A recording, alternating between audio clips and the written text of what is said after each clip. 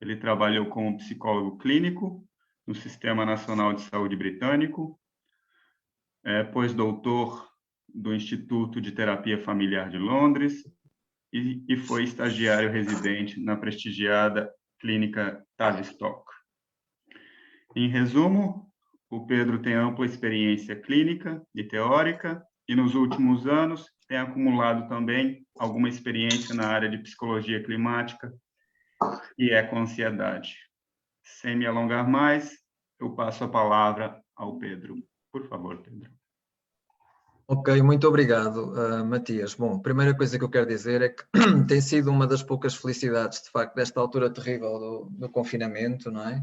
Nós temos conseguido constituir este grupo da Ecopsi e acho que tivemos e continuamos a ter imensa sorte, tanto com as pessoas do grupo, tanto na sua capacidade intelectual, como na sua natureza como pessoas, não é? Acho que tivemos bastante sorte uns com os outros.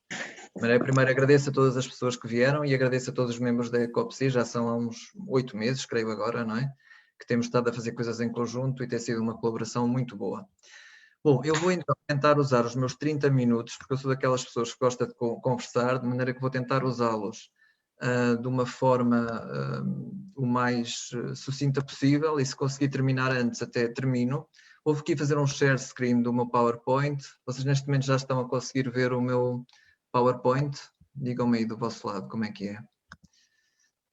Sim? Já estamos a ver. Fantástico, fantástico, obrigado. Bom, e então eu vou tentar de facto ser sucinto porque eu gosto bastante de conversar e portanto até prefiro muito mais responder a questões no final. Pronto, vou tentar economizar nos 30 minutos, se não conseguir serão de facto os 30 minutos e prometo-vos que não vou passar para além disso. Ora bem, então a primeira coisa que eu queria dizer, e deixem-me aqui só... Ok. A primeira coisa que eu queria dizer é que, de facto, falar de ansiedade, saúde mental e Covid-19 é falhar à partida. Portanto, é falhar à partida por diferentes razões, mas mais ou menos relacionadas com a multiplicidade de situações de sofrimento psicológico que, de facto, a Covid-19 tem vindo a propiciar. Portanto, eu podia, de facto, falar especificamente e em detalhe de cada uma destas situações de sofrimento psicológico e se nós criássemos um diálogo aqui sobre isto, mesmo assim no final, vocês conseguiam mostrar-me novas situações que não estavam aqui identificadas. Portanto, não é de todo aquilo que eu vou fazer numa comunicação de meia hora. O que eu, de facto, vou falar é de alguns temas principais na ligação entre sofrimento psicológico, Covid e crise climática. Dito isto, eu apontei algumas situações de multiplicidade das situações a que o Covid leva, portanto, desde os lutos, não é? As pessoas que fizeram processos de luto neste momento, desde o sofrimento psicológico de idosos e outros grupos de risco, desde as perdas de emprego, setores económicos que neste momento estão parados, como a restauração e o turismo, não é? A própria saúde mental dos profissionais de saúde, portanto, os diferentes profissionais de saúde que durante algum tempo, inclusivamente, separaram-se das suas famílias para nos conseguir auxiliar, as situações de abuso e violência doméstica, que sabemos que aumentaram, os problemas das minorias, quando há uma grande crise, impacto grande social e económico, regra geral, as minorias étnicas, de género, etc., são as primeiras a ser afetadas, não é? A ser impactadas. Os casais em stress, muito se tem falado sobre isso e nós sabemos onde o Covid germina, que há também uma germinação no aumento de separações e divórcios.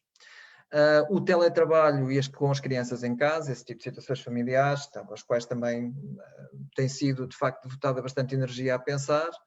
As interações entre pessoas que já traziam uma história de saúde mental à partida e a pandemia, problemáticas em alguns casos em particular, como são os casos das hipocondrias, das ansiedades acerca da saúde física, da OCD, eu vou falar um bocadinho disso mais em frente, e obviamente juntando aqui também a questão da crise climática, as diferenças entre o norte e o sul globais, portanto o acesso desigual neste momento aos planos de vacinação. Perdão? O acesso neste momento aos... estou a ouvir um ruído de fundo, mas creio que esteja tudo normal.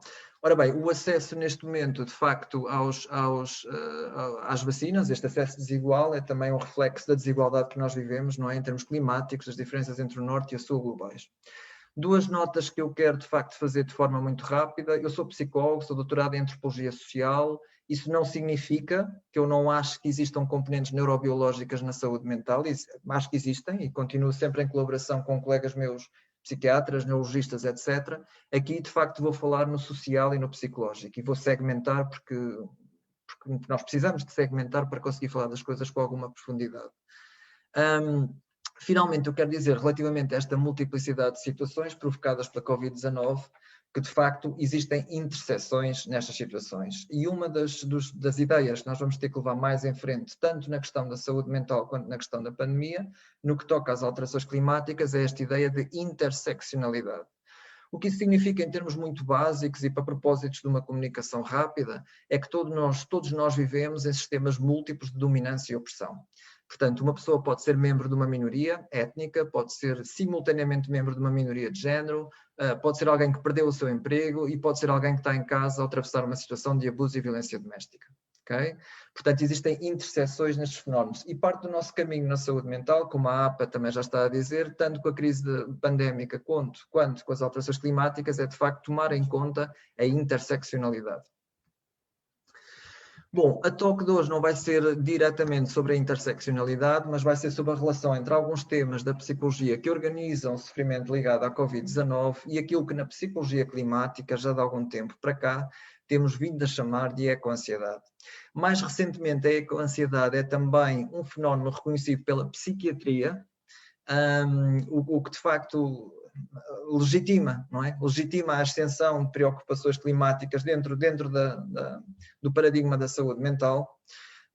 Uma definição recente da Royal College of Psychiatrists em Inglaterra fala da ecoansiedade como uma forma de descrever uma vasta gama de pensamentos e emoções que as pessoas podem experienciar quando ouvem más notícias sobre o planeta ou o ambiente. Existem alguns reparos que é necessário fazer sobre a ecoansiedade. A ecoansiedade é uma reação normal. Portanto, se nós formos de facto ver a extensão e a severidade da informação que os cientistas climáticos nos estão a partilhar connosco, nós percebemos que isto não é uma reação patológica, que é uma reação normal, que existem causas absolutamente justificadas para a pessoa estar a sentir a gama de emoções que vêm com a ecoansiedade, que vão da culpa à raiva à depressividade. Não é um diagnóstico, é uma reação, portanto é muito importante dizer isso. E é também uma reação a dois tipos de medos, vamos dizer. Por um lado, de facto, este medo da degradação ambiental, não é? Em que todos estamos a viver cada vez mais e que vai conduzir cada vez menos a um menor potencial de habitabilidade no planeta, como já acontece em várias geografias, mas irá acontecer na nossa também à medida que as coisas avançam. Por outro lado, um outro tipo de medo que tem a ver com um colapso social generalizado. Portanto, à medida que, de facto, essas condições de habitabilidade diminuírem e entrarmos em processos de competição por recursos, etc., por aí fora, portanto, poderemos também chegar a situações de colapso social generalizado, como de resto já temos em algumas geografias, não é, que primam por refugiados climáticos e situações deste tipo. A ecoansiedade é particularmente complicada quando nós entramos num processo de helplessness, segundo Seligman, que é de facto a vivência traumática, é a pessoa estar completamente parada na ecoansiedade a sentir que não há nada que possa fazer, não é? Que tudo o que possa fazer é muito pouco e pode requerer ajuda profissional. Bom, falar de saúde mental é interessante, mas muitas vezes quando falamos de saúde mental não damos uma definição. Eu acho que uma definição muito elegante é esta definição da Organização Mundial de Saúde. Fala da saúde mental como um estado de bem-estar no qual a pessoa percebe as suas competências, consegue responder aos stresses normais do dia-a-dia, consegue trabalhar produtivamente e é capaz de fazer uma contribuição à sua comunidade. Enfim, é um bocadinho centrada no trabalho, mas não obstante é uma definição que é relativamente elegante e menos abstrata do que a maior parte das definições sobre saúde mental. Eu creio que há algumas questões que de facto se põem particulares à saúde mental nesta altura da pandemia e Alexander Calder e um grupo de autores que escrevem com ela um artigo. Alexander Calder é psicóloga, psicoterapeuta, professora de psicologia, Universidade de Miami, salvo erro, e ela e de facto a equipa dela escreveram um artigo muito interessante que é chamado We're All Going Crazy Now. Portanto, estamos todos doidos, psicólogos, clientes, terapeutas, clientes de terapia, estamos todos doidos neste momento. Então é um título muito sugestivo e o que ela quer dizer de facto é que a noção de saúde mental está temporariamente suspensa para relativização acrescida. O que é que isto significa? Portanto, antes da eclosão da pandemia, há cerca de 1 ano e meio, andar de máscara na rua ou desinfetar as mãos e lavar as mãos com muita frequência eram de facto comportamentos que seriam vistos como estranhos ou receberiam algum tipo de desaprovação social, neste momento são normalizados, não é? São absolutamente normalizados. E de facto, quando isto acontece, não é? Nós temos que começar muito bem a repensar outra vez o que é o normal, o que é o não normal, o que é o patológico. Estamos numa dessas alturas neste momento. Bom, vai haver, obviamente, mais investigação sistemática sobre os efeitos psicológicos nesta altura em desordens específicas e já começa a haver alguma investigação, enfim, sobre as interações entre a cidade sobre a saúde e Covid, sobre as interações entre teletrabalho, etc, etc. E saúde mental, mas eu creio que é interessante também nós percebermos como é que estas coisas estão a começar a surgir culturalmente, esta linha ténue entre o normal e o patológico. Eu trouxe-vos a amostra de alguns artigos do jornal The Guardian. Estes artigos focam especificamente sobre pessoas com OCD e a forma como elas estão a viver a pandemia nesta altura. A OCD, ou desordem obsessiva-compulsiva, tem sido muito representada no cinema e na literatura. E pronto, enfim, as pessoas têm alguma ideia do que é. Eu, para propósitos de uma comunicação e querendo ser rápido e sucinto, vou dizer que, de facto, a OCD pode ser descrita como um jogo dinâmico e conflituante entre pensamentos intrusivos, regra geral, pensamentos que remetem para a aniquilação do sujeito, eu vou-me contaminar e vou morrer, e comportamentos ritualizados ou rituais que visam a anulação desses pensamentos intrusivos. Eu preciso lavar as mãos 5, 10, 15 vezes para afastar os germes que me podem levar à morte. Portanto, todas estas coisas eram coisas que as pessoas com OCD de facto já estavam a viver antes da pandemia, e o que estas pessoas sentem neste momento é que houve uma generalização do modelo mental, ou seja, a experiência vivida, o que acontecia dentro delas e a forma como elas percebiam o mundo generalizou-se, houve uma generalização do modelo mental.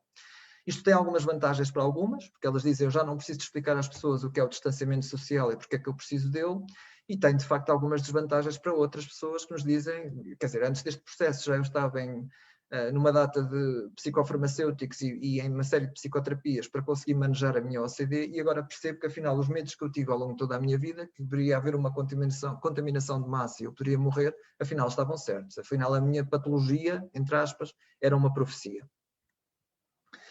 É interessante também nós percebermos culturalmente qual é o efeito que a pandemia está a ter sobre os profissionais de saúde mental. Também não temos ainda muita investigação sistemática sobre isso, mas há este artigo sugestivo da Forbes que fala de facto de uma epidemia de crise de saúde mental entre os terapeutas e profissionais de saúde mental. Este é um artigo que reporta a Califórnia, os Estados Unidos, e tem várias entrevistas a terapeutas e membros representantes de associações psicoterapêuticas, fala de terapeutas que estão a tentar juntar 10, 12 pessoas num dia em consulta, diminuindo a duração das consultas para conseguir dar resposta às necessidades. Fala dos terapeutas que falam da importância da sua própria terapia pessoal nesta altura da pandemia, como um fator que lhes permite manter alguma saúde mental no meio de tudo isto, e mais uma vez esbate a tal linha entre normal, patológico, terapeutas, clientes de terapia, todas estas linhas organizantes e estruturantes em que nós, regra geral, funcionamos em tempos não de crise generalizada. Uma forma caricaturada e de facto alusiva à peste de Albert Camus é dada pelo Joseph Dodds, que é um psicanalista do leste da Europa, muito preocupado também com as questões climáticas, e que chegou a esta forma caricatural de expressar aquilo que está a passar em termos de Covid e saúde mental.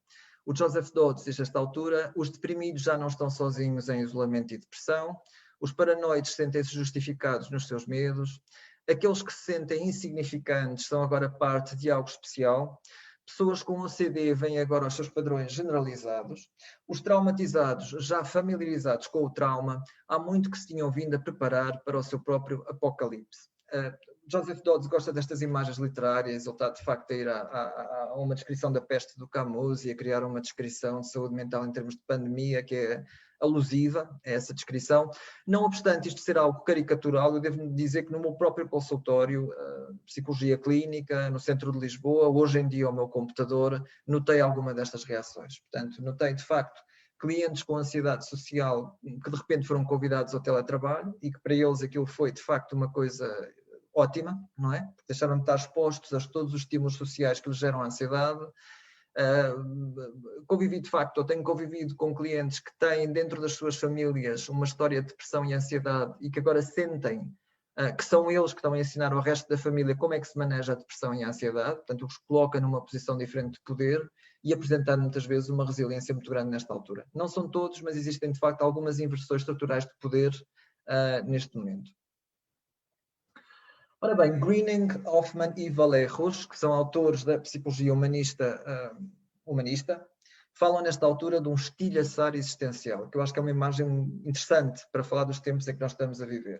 E é um estilhaçar existencial porque é algo que constitui um desmantelamento da visão de si próprio, dos outros e do mundo. Portanto, nós estamos a desmantelar aquilo que tomávamos como garantido. Em tudo, obviamente, em tudo análogo ao trauma, esta experiência. Eu creio que, não obstante ser uma ideia interessante dentro da psicologia existencialista, ela também se liga a outras coisas que nós já conhecíamos das ciências humanas, não é? Nomeadamente aquilo que o sociólogo Anthony Giddens fala desde os anos 90, quando chama insegurança ontológica. Portanto, se nós olharmos para o que estamos a viver segundo Giddens, de facto aquilo que nós temos neste momento é uma perda num sentido fundamental de segurança. Aproveitar para beber um bocadinho de chá, peço desculpa. Uma perda de confiança nas relações com os outros seres humanos, não é? Portanto, basta ver pessoas a lutarem por papel higiênico numa televisão para nós percebermos de facto que não estamos em tempos usuais. E uma perda de sentimento, de estabilidade na narrativa pessoal. E aqui temos as várias pessoas que eu chamo os recém-chegados à terapia, os recém-chegados à saúde mental, que são pessoas que, pelas mais diversas razões, conseguiram chegar à idade adulta sem ter uma crise identificável, depressão ou ansiedade, e que neste momento chegam ao consultório e dizem: eu não me reconheço, eu nunca fui uma pessoa deprimida ou ansiosa, mas neste momento estou aqui, estou assim, estou deprimido, estou ansioso. Não é? Isto deve-se, em grande parte, a esta perda de sentimento de estabilidade da narrativa pessoal. Com tudo isto, há também uma ideia de luto pelo futuro, não é? Acho que hoje em dia também com a vacinação começamos a ter um bocadinho mais de esperança, mas durante bastante tempo desta pandemia, de facto a experiência de consultório foi ouvir as pessoas a fazerem um luto pelo futuro. Portanto, eu achava que a minha vida ia ser assim, a seguir havia isto e depois havia isto, neste momento já não sei, e eu acho que nós ainda estamos em processo de luto pelo futuro. Ora bem, como é que isto se liga às alterações climáticas? De diferentes maneiras, não é? Portanto, uma das coisas interessantes e trágicas foi, de facto, durante a progressão da pandemia, ver governantes de determinados países que estavam a ver a pandemia alastrar-se noutros países e noutras geografias, e quando finalmente chegou ao país deles, dizerem: eu não acreditava que isto aqui também se pudesse passar desta forma, eu não acreditava que nós aqui também pudéssemos as contaminações pudessem acontecer desta maneira, não é? E como é que nós explicamos isto das pessoas estarem a ver uma outra geografia? Isto é de facto uma pandemia, portanto nós sabemos que se vai transmitir, mas quando finalmente surge, há este choque, não é? Ora bem, este choque pronuncia que nós de facto tivemos a utilizar determinadas defesas. Algumas dessas defesas são o pensamento mágico, este é um conceito de Piaget, que vem da psicologia cognitiva, que nos diz que existem partes nossas infantis que descrevem o mundo pela imaginação, mas não pela argumentação lógica. E eu acho que existe aqui, de facto, uma outra coisa que liga às alterações climáticas, que é esta ideia que se nós tomarmos conta das pessoas que nos estão próximas, se nós tomarmos conta do nosso micro-universo de relações interpessoais, cuidarmos dos nossos filhos, sobrinhos, familiares, amigos, os nossos atos de cotidiano de cuidado com o nosso micro-universo vão nos proteger das ameaças maiores. Portanto, se nós nos fixarmos nesses atos, há forças poderosas que nos vão proteger. Sejam essas forças os governos, a ciência, a tecnologia, as novas gerações que vão inventar curas milagrosas para as questões climáticas. Portanto, existem forças poderosas que nos vão proteger. E muitas vezes, de facto, a fixação nas relações interpessoais é uma tentativa de afastar a ameaça existencial e acreditar nessas forças poderosas. Portanto, em todo o lado, neste momento, há um acréscimo da consciência de morte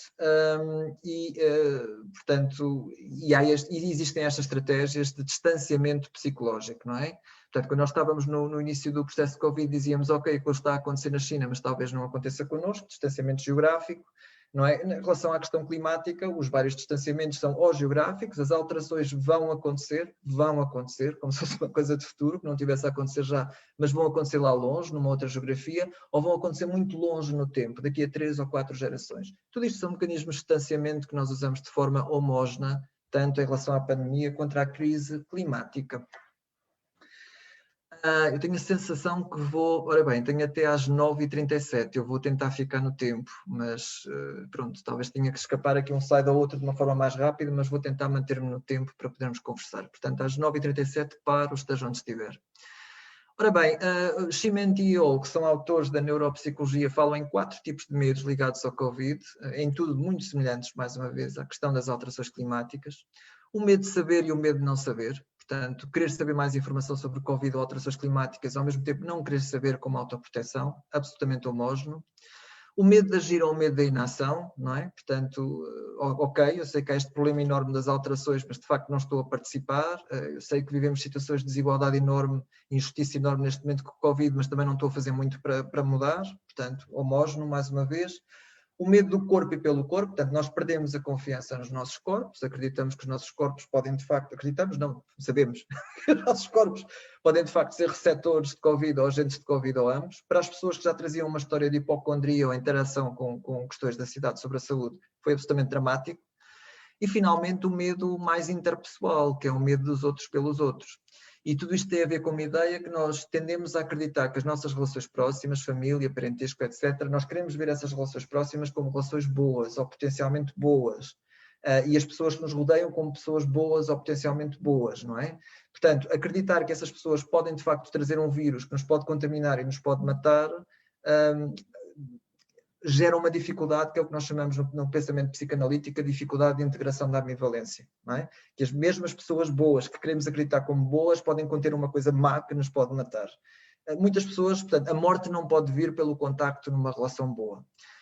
Eu creio que foi assim que várias pessoas se contaminaram no contexto familiar e morreram, não é? Porque se recusaram a fazer integrações de ambivalência. E como nós sabemos na psicanálise e na psicoterapia em geral, quem passa pela vida não fazendo integração de ambivalência passa pela vida com custos muito, muito grandes. Pronto, quando estes medos ganham mais espaço, o que é que nós fazemos? Nós tentamos proteger destes medos de diferentes maneiras. Portanto, uma das coisas que nós fazemos é aquilo que na psicologia social nós chamamos o erro fundamental de atribuição. Então, nós começamos a culpar, a atribuir o problema às nossas características pessoais e descuramos os efeitos do contexto, os efeitos que a pandemia está a ter sobre nós.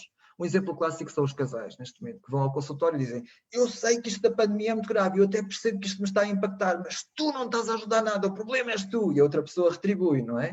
Portanto, o que eles estão a fazer é uma subestimação das características pessoais, porque isso dá-lhes uma ilusão de controle, não é? E uma minimização do impacto que o contexto está a ter sobre eles. E depois, a partir daí, há psicoterapeutas que podem fazer uma aliança com isso, não é? O que é problemático. Nós fazemos também fugas à incerteza e fuga à ambivalência, portanto, eu já falei da fuga à ambivalência no slide anterior. Temos outro tipo de reações, estas em tudo semelhantes à questão climática, que nós chamamos, num paradigma existencial, fuga à facticidade ou fuga à transcendência. Na fuga à facticidade, o que nós fazemos é recusamos os factos e com o argumento que não queremos, de facto, as nossas liberdades individuais restringidas ou restritas, não é? Isto está em ligação com outro conceito da psicologia, que é a dissonância cognitiva. E o que a dissonância cognitiva diz é que muitas vezes, quando nós não queremos mudar as nossas ações, mudamos as crenças. Portanto, eu vou àquela festa clandestina, numa discoteca, sabendo eu que estamos em confinamento, porque a indústria de entretenimento, os cafés e tudo isto não pode parar, senão a economia morre. Portanto, eu quero ir à festa, não quero mudar o meu comportamento, adequo as crenças, não é?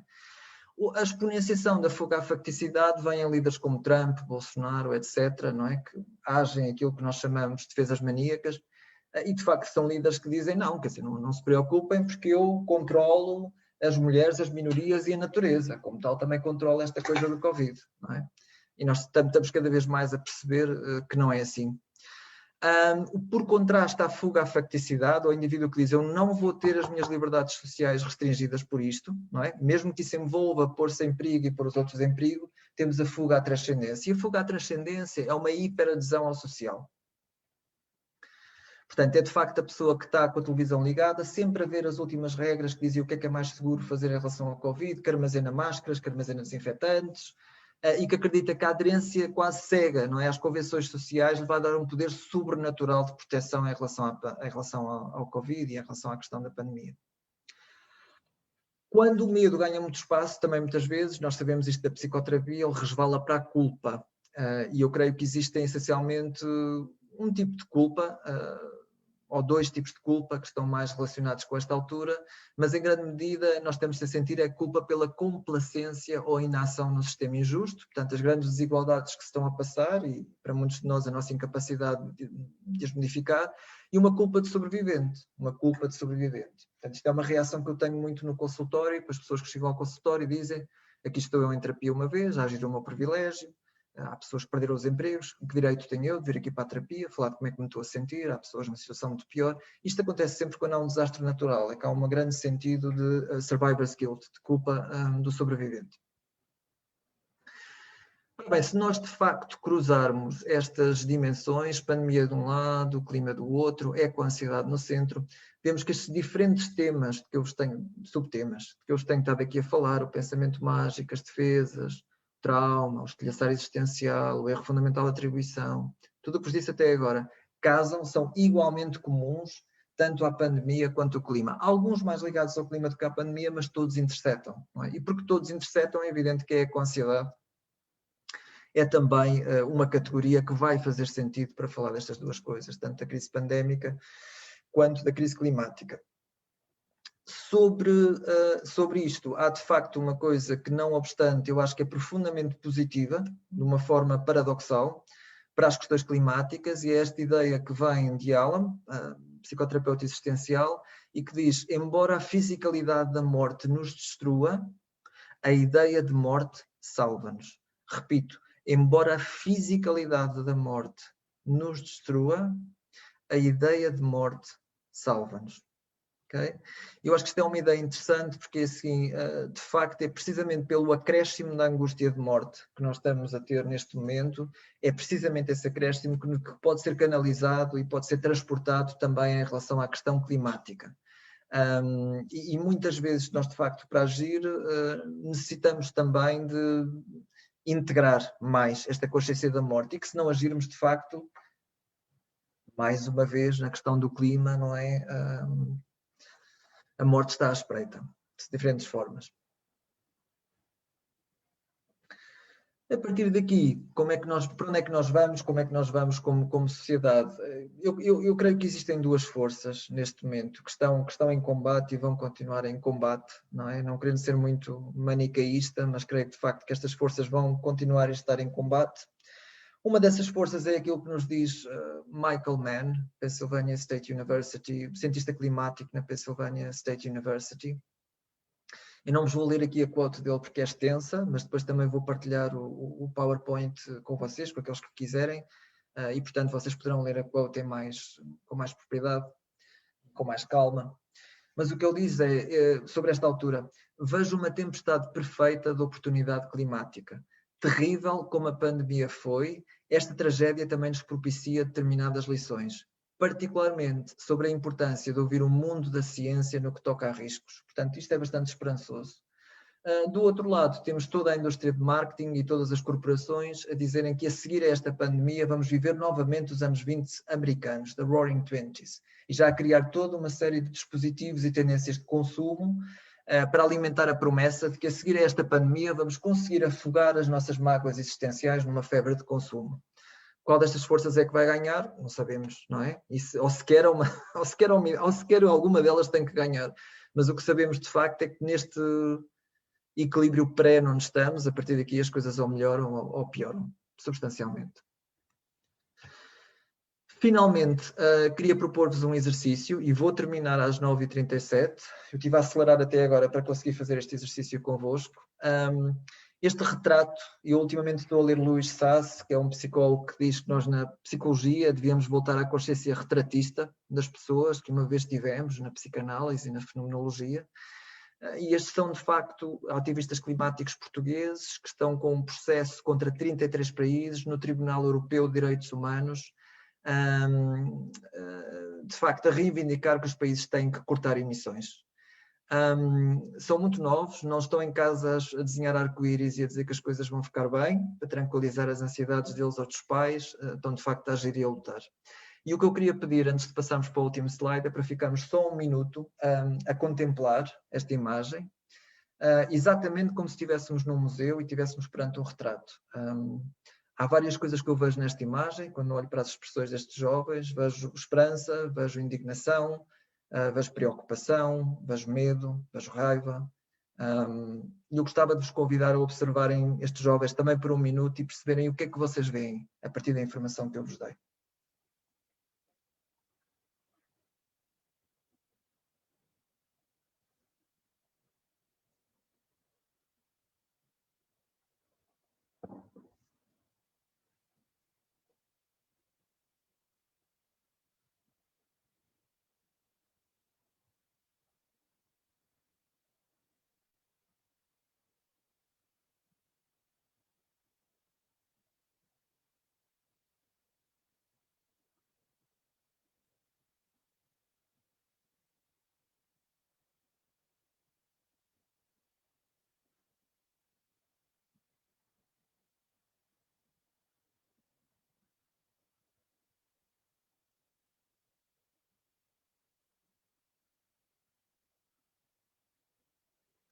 Termino com Alberto Queiro. Eu não tenho filosofia, tenho sentidos. Se falo na natureza, não é porque saiba o que ela é, mas porque a amo. E amo-a por isso. Porque quem ama nunca sabe o que ama, nem sabe por que ama, nem o que é amar. E com isto renovo os meus votos que nós todos, cidadãos, terapeutas, psicólogos, psiquiatras, ativistas climáticos, outros, possamos também renovar os nossos votos de amar a natureza, mesmo não sabendo porque amamos e mesmo duvidando do que é amar. Obrigado.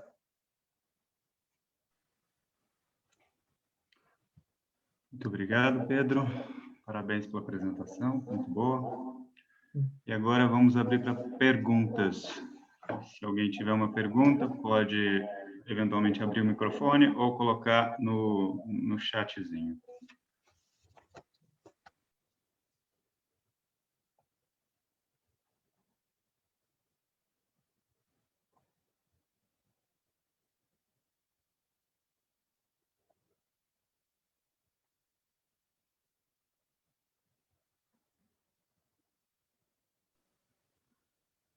Bom, uma vez que não surgiu ainda uma pergunta, eu tenho aqui um incômodo. Eu vou Ok. Boa, obrigado, Matias. passar para o Pedro. Com base nessa sua reflexão, Pedro, e eu vou dar um pouquinho assim, eu vejo um futuro não muito tranquilo. Uhum. Você acredita que existe uma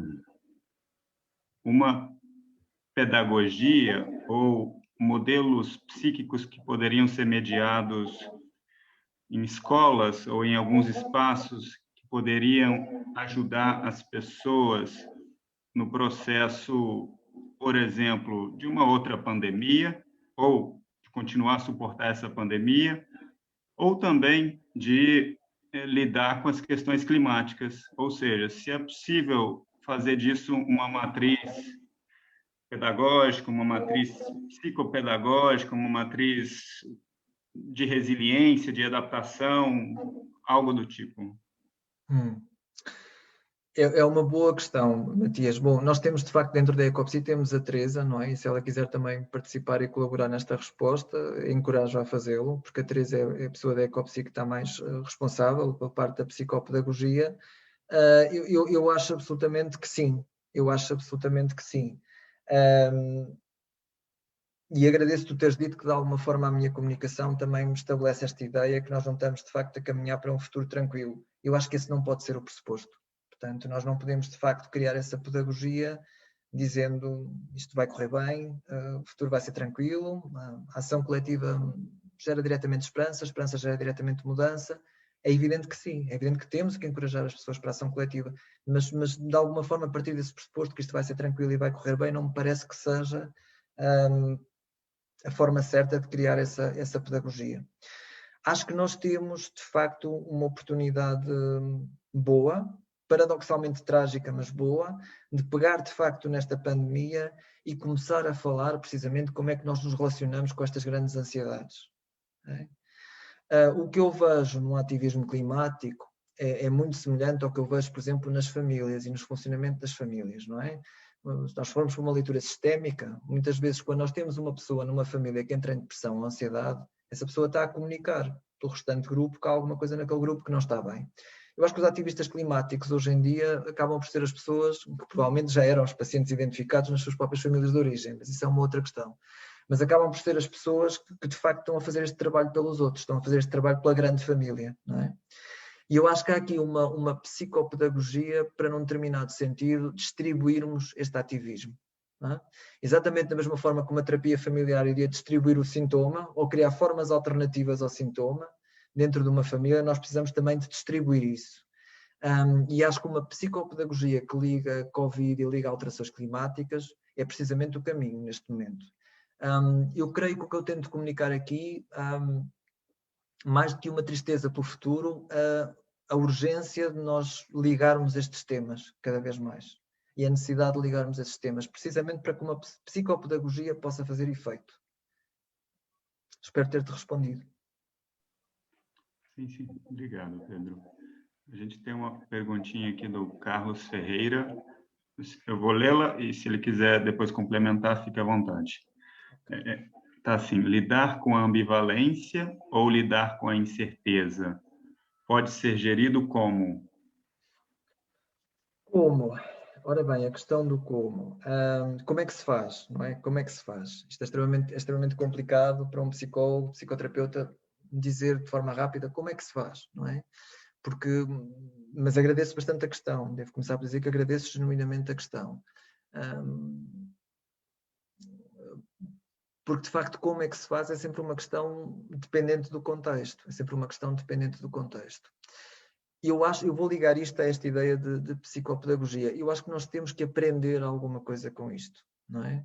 E eu acho que nós temos que aprender, de facto, quando começarmos a refletir sobre isto, e, por exemplo, nesse exemplo clássico das pessoas que se contaminaram dentro do seu ambiente familiar ou que contaminaram outros por estarem constantemente a desrespeitar as regras do confinamento, não é? E a tomar riscos desnecessários por si e por outros.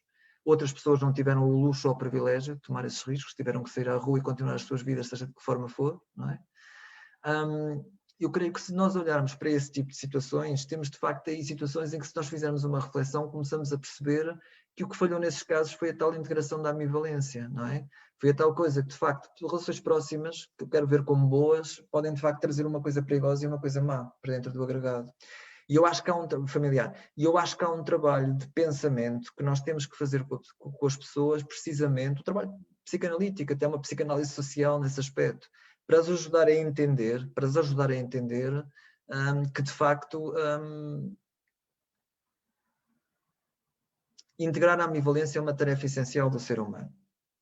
Relativamente à questão da incerteza, como é que se faz? Como é que se lida com a incerteza? Ora bem, enfim, existem um conjunto de conselhos, não é? Que a Ordem dos Psicólogos também vai dando algumas dicas nesse aspecto, e eu posso dizer algumas das coisas mais até corriqueiras, não é? Mais correntes, não é? Só manter uma saúde mental em todos os aspectos, no aspecto físico, praticar meditação, praticar todo o tipo de práticas, não é? Que levam a algum tipo de higiene mental.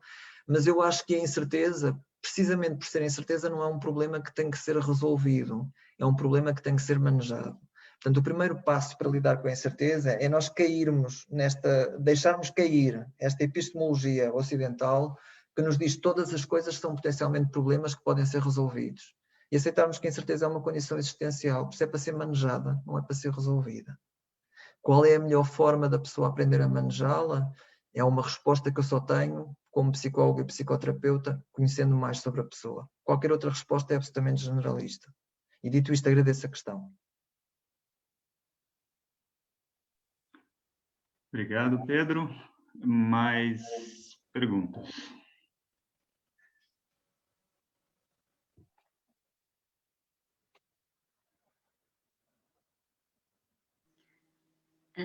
Não sei se posso.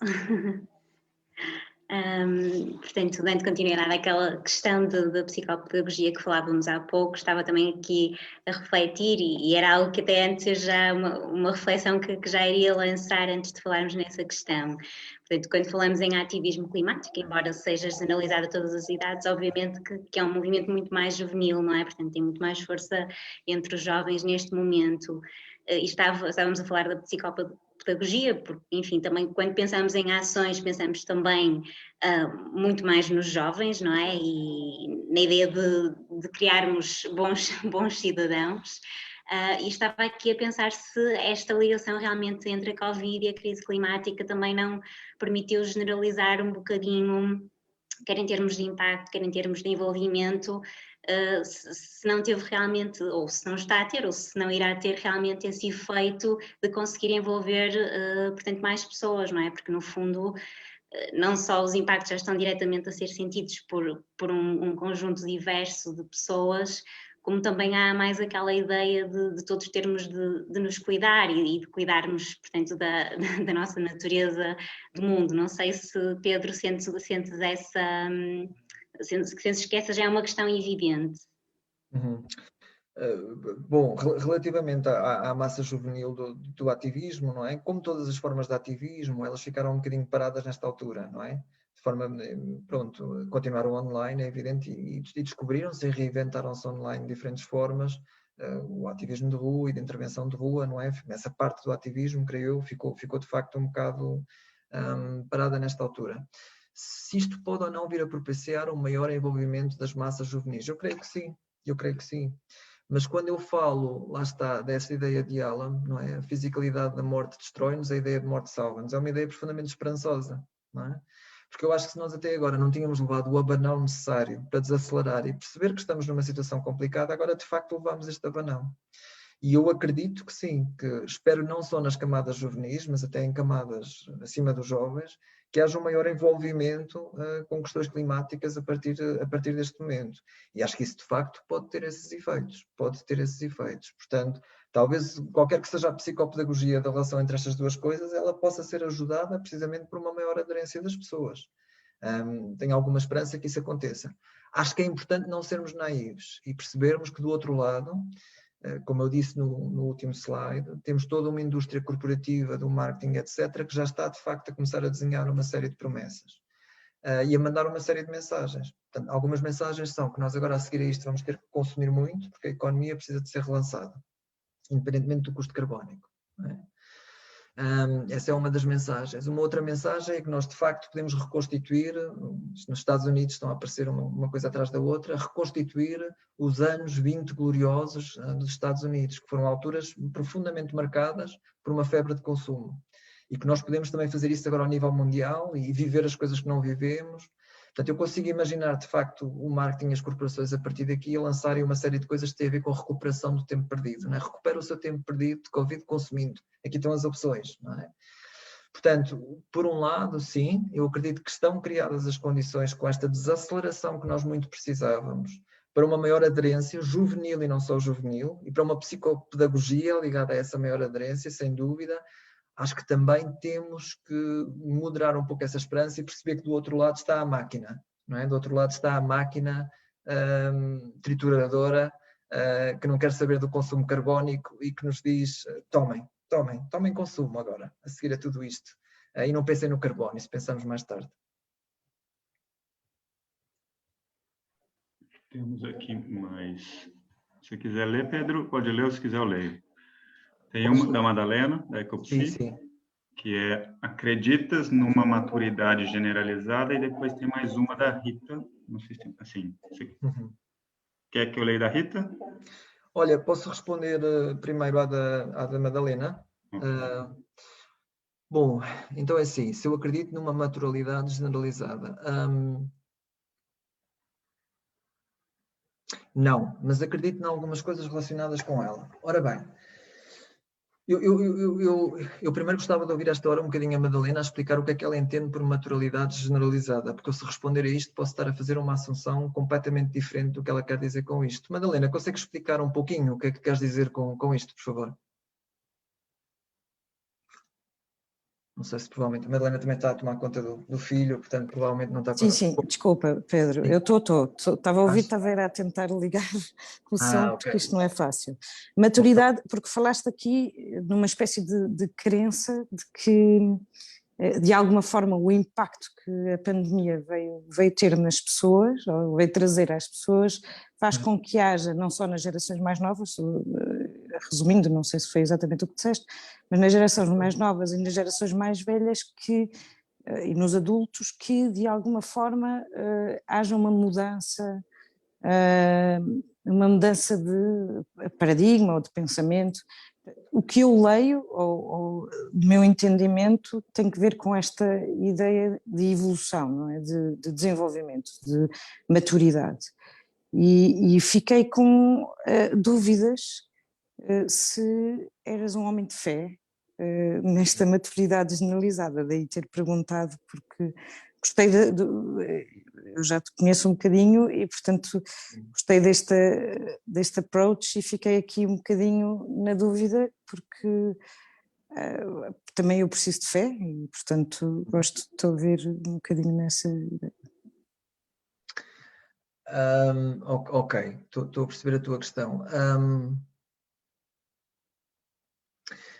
A minha fé neste momento é que nós chegamos a um ponto de cruzamento. Okay? Portanto, eu em vez de projetar um futuro em que nós chegamos a essa maturidade generalizada, o que eu penso é como é que nós no presente podemos usar este cruzamento a que nós chegamos da melhor forma possível. Okay? E de facto, para mim é mais complicado pensar num futuro em que nós vamos chegar a essa maturidade generalizada. Porque, quer dizer, se nós olharmos para a história do ativismo, o ativismo está a falar de uma crise climática profunda para aí, a sério, e para as massas, desde os anos 30, 40, 50, não é? Portanto, as discussões que se tinham nos anos 50 ou 60, então se nós dermos uma imagem muito negativa do que se vai passar na crise climática a seguir, será que tiramos a fé às pessoas e as desesperançamos? Portanto, como é que comunicamos isto? Isto é uma discussão que já se tem desde os anos 50, 60 no ativismo até hoje, não é? Portanto, estamos onde estamos, 2021, e neste momento já estamos em emergência climática manifesta, não é? Portanto, ou seja, eu acho que nós precisamos de fé, mas não sei se essa fé se consegue amansando as balas. E tenho muitas dúvidas que se consiga amansando as balas. Onde a minha fé se deposita neste momento não é no futuro, em que a humanidade vai chegar à maturidade generalizada. Onde a minha fé se deposita neste momento é no presente. Ou seja, no presente temos uma oportunidade se conseguirmos criar uma ligação entre estes dois domínios. O domínio da Covid-19 e pandemia de um lado, o domínio das alterações climáticas do outro. Seja através de uma psicopedagogia, como sugeriu o Matias e acrescentou a Teresa, seja através de outras vias, mas a minha fé é que neste momento nós estamos num ponto de cruzamento. E é um ponto de cruzamento que de facto pode levar a um salto qualitativo na nossa forma de lidar com a questão climática. Mas para mim a fé está no presente e na melhor forma de afetar este presente no momento. Não considero um bom uso do meu tempo imaginar uma maturidade generalizada no futuro. Prefiro, não reivindico quem o faz, nem reivindico quem dele precisa, não é isso, mas sinto o meu tempo mais útil depositando a minha fé no presente. Acredito também que é precisamente por haver um aumento da consciência de morte que aconteceu via a pandemia, que nós podemos vir a dar esse salto qualitativo em relação, e não só, e uma maior crença na ciência, mais uma vez, que estava completamente desacreditada por líderes como Trump e Bolsonaro, e uma série de outros fatores que fala muito bem Michael Mann, que nós podemos de facto dar um bom salto qualitativo. Mas a questão é, será que vamos chegar ao salto qualitativo no futuro? Não. A questão é como é que nós fazemos para tentar chegar a esse salto qualitativo agora.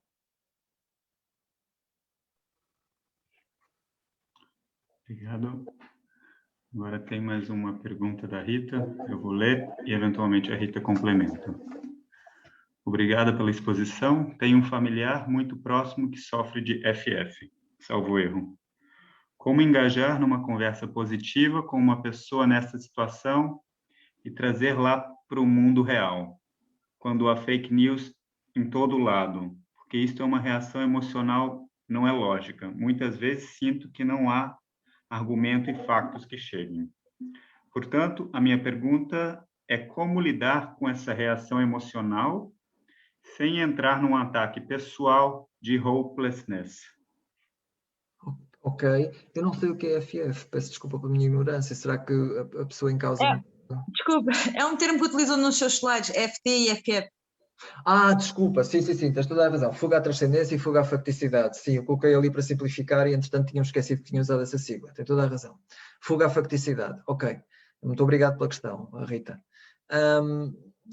Portanto, um familiar que está em negação dos factos, etc. Ora bem, eu creio que aí, mais do que dar uma explicação mais longa, existem alguns documentos sobre como falar com pessoas que estão, por exemplo, no negacionismo climático. Existe, inclusive, um guia. Esse guia foi publicado pelo Climate Outreach. Nós na Ecopsi também estamos a fazer um projeto no qual eu também estou envolvido, que é um guia para adolescentes sobre como falar destas questões. E nesses guias, ele é disponível online. Portanto, nós na Ecopsi também podemos enviar à Rita mais tarde a referência desse documento, mas é um guia que dá imensas sugestões sobre como falar a alguém que está numa posição de negacionismo climático. E eu acho que é muito equivalente com falar a alguém que está a fazer uma fuga dos factos em relação à Covid, a ter condutas desadequadas, que se colocam assim em risco e colocam o agregado familiar em risco também. Okay? O Matias também já falou sobre esta questão, tem feito algumas intervenções nesse sentido, portanto o Matias também é uma boa pessoa para falar sobre isto. Algumas das indicações mais claras que nós temos neste momento é que, de facto, paradoxalmente, estas conversas têm muito mais a ver com ouvir. estar numa posição de escuta empática durante algum tempo até conseguir falar, o que não é a nossa tendência natural, faça uma pessoa a comportar-se dessa forma, não é? É um exercício difícil. Portanto, como é que nós aprendemos a ouvir?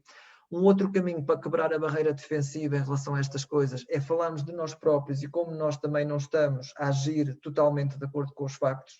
Eu também sinto que de vez em quando faço isto e a história também não é muito seguro, não é? E nós trazermos a nossa própria dimensão de contorno da facticidade para com a pessoa que estamos a falar. Por isso quebra um bocadinho as barreiras defensivas entre nós e a pessoa, igualiza-nos, ou equaliza-nos. E à medida que, e com pessoas com mais alguma idade, uma questão muito útil é nós, a partir de uma escuta atenta e de uma conversa empática, tentarmos obter alguma coisa sobre as mudanças de opinião nas pessoas, não é? Se já aconteceu no passado, a pessoa ter uma opinião sobre um determinado tema e manter essa opinião durante muito tempo e a determinada altura ter mudado de opinião em relação a esse tema. O que é que aconteceu aí? O que é que fez a pessoa mudar em relação a esse tema? E pormos a pessoa a pensar connosco e a falar connosco sobre algumas mudanças que ela fez em opiniões que tinha no passado. E depois trazê-la de volta para a conversa que estamos a tentar ter. Não é? A conversa dos factos, seja sobre a crise climática ou sobre a pandemia.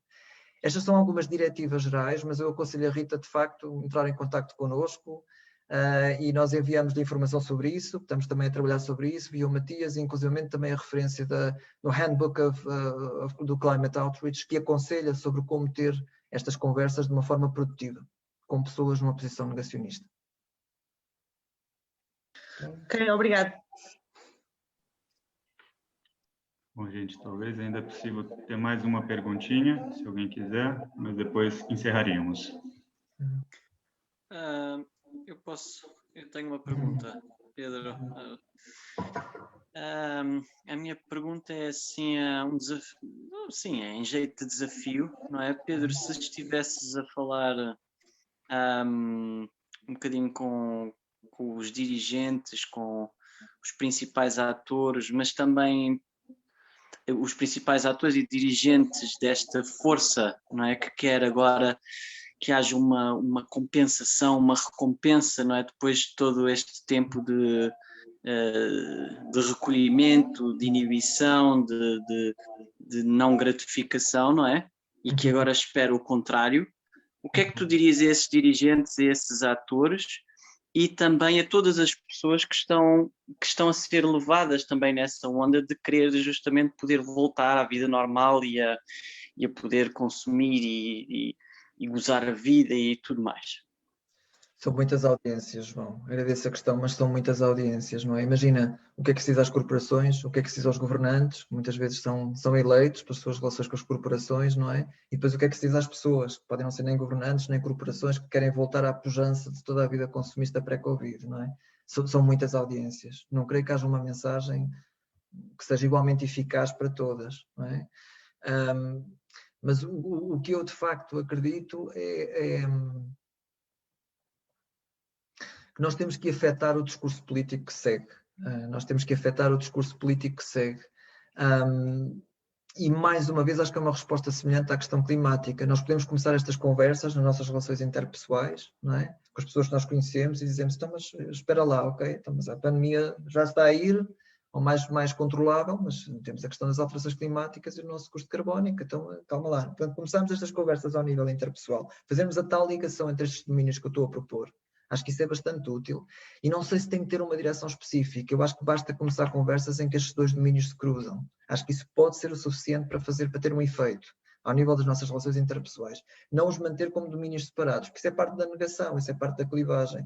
Mas dizer, então, mas espera lá, mas estas coisas estão cruzadas, elas estão ligadas, tu não vês que estão ligadas? Portanto, trazer essa ligação para as nossas relações interpessoais, acho que isso é útil, acho que é produtivo. Como é que isso se faz relativamente ao nível político? E eu acho que isso também se faz ao nível político, de facto pressionando as nossas organizações, os nossos grupos ativistas, os políticos que estão de facto envoltos na questão climática, a não esquecer as aprendizagens que foram feitas com a Covid. Não é? Não esquecer as aprendizagens que foram feitas com a Covid e a sua transferência para as questões do clima. Portanto, acho que existem dois processos ou dois trabalhos a fazer aqui. Um é nas nossas relações interpessoais todos os dias, o outro é através de grupos e organizações. Mas isso, de resto, é absolutamente semelhante àquilo que nós temos que fazer na ação climática, que é simultaneamente participar coletivamente, de um ponto de vista cidadão e político, e afetar as nossas relações interpessoais da forma que conseguirmos. É exatamente o mesmo tipo de trabalho.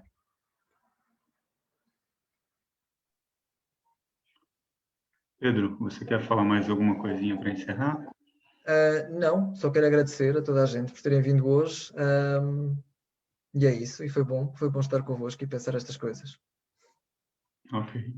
Então, obrigado a todos. E se vocês quiserem acompanhar mais coisas, nós temos uma página no Facebook. Diga. Matias, desculpa, eu creio que a Tânia deu-me agora aqui uma nota. É verdade, nós estamos de facto a criar, peço desculpa, Matias, por interromper, só para não irmos embora sem isto. Nós estamos de facto a fazer dentro da Ecopsi, eu e a Teresa, Marta, a Ana, Morana, estamos envolvidos a criar um Teenager Guide, que é portanto, é um guia, não é? Um guia de diretivas e sugestões para adolescentes que estão agora a iniciar o seu percurso como ativistas climáticos. E para isso estamos a entrevistar jovens, muitos deles já ligados ao ativismo climático. Se vocês conhecerem jovens que estejam ligados ao ativismo climático e que queiram participar neste projeto, o projeto teve a ver com serem entrevistados por pessoas da Ecopsi e depois, de facto, portanto, serem entrevistados por pessoas da Ecopsi e depois um workshop de co-criação em que nós vamos criar o produto final, em que vamos criar esse guia.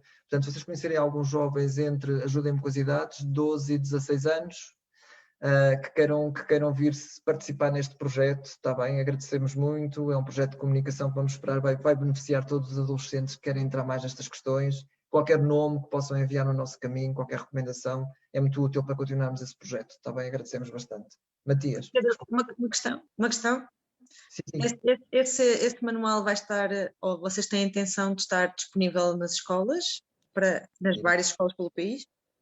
Nós temos a intenção de o fazer primeiro e depois pedir toda a ajuda na divulgação do mesmo. Escolas, grupos ativistas, Okay. mas é para ficar disponível publicamente, sim. Bom, gente, posto isso, só para finalizar, nós temos um site, acho que a maioria das pessoas já conhece, tem Facebook também. Estamos disponíveis para o contato de vocês, para falas e coisas do tipo. Portanto, não se acanhem. Obrigado, Pedro. Obrigado a Tânia. Obrigado aos demais Ecopsis, Tereza, João. E eu acho que encerramos. Tá bem? Tchau, tchau. Tchau. Obrigado.